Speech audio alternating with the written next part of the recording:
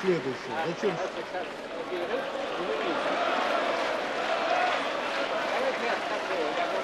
Сейчас, да? Дальше. Пожалуйста.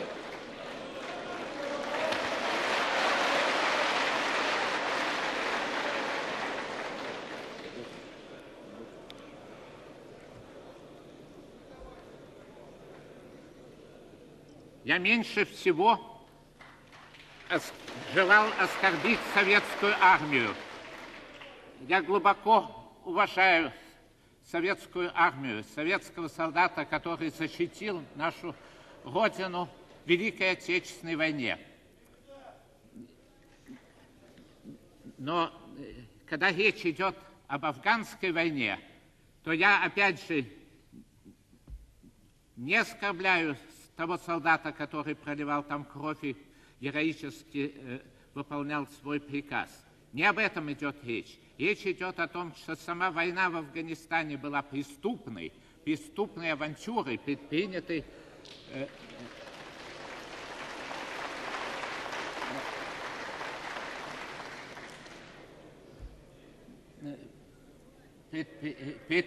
неизвестно кем, неизвестно, кто несет ответственность за это огромное преступление нашей Родины. И это преступление стоило жизни почти миллиону афганцев, против которых, против целого народа велась война на уничтожение. 1 миллион человек погиб. И это то, что на нас лежит страшным грехом, страшным упреком. Мы должны смыть с себя именно этот позор, этот страшный позор, который лежит на нашем руководстве, вопреки народу, вопреки армии, совершила этот акт агрессии. Так вот, что я выступал против введения советских войск в Афганистане, и за это был сослан в Горький. Именно это послужило главной причиной. И я горжусь этим. Я горжусь этой ссылкой в Горький, как наградой, которую я получил. Андрей Дмитриевич. Это первое, что я хотел сказать. А второе,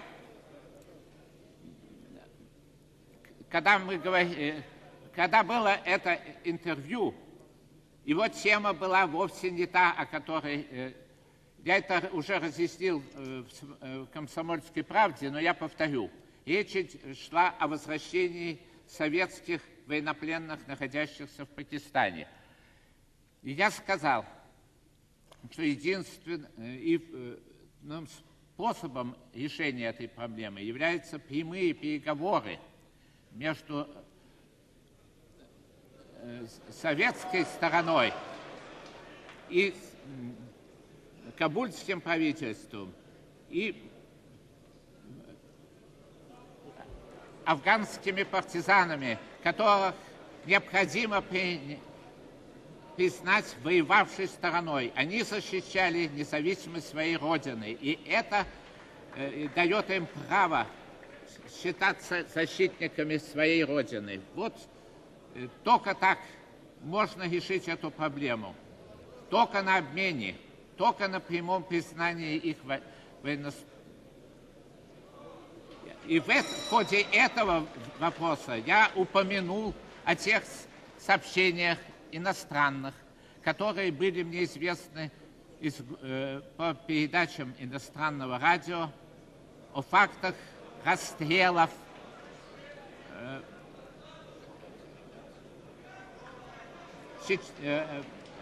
с целью, как написано в том письме, которое я получил, с целью избежать пленения. Это слово прямо исключение пленения. Это проговор для тех, кто мне писал. Это проговор чисто стилистический, просто переписан из секретных приказов.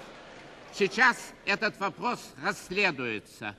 И до того, как этот вопрос расследован, Никто не имеет права бросить мне обвинение в том, что я сказал неправду, до того, как этот вопрос не подвергнут объективному и строгому расследованию. А факты я получаю все новые и новые. Мне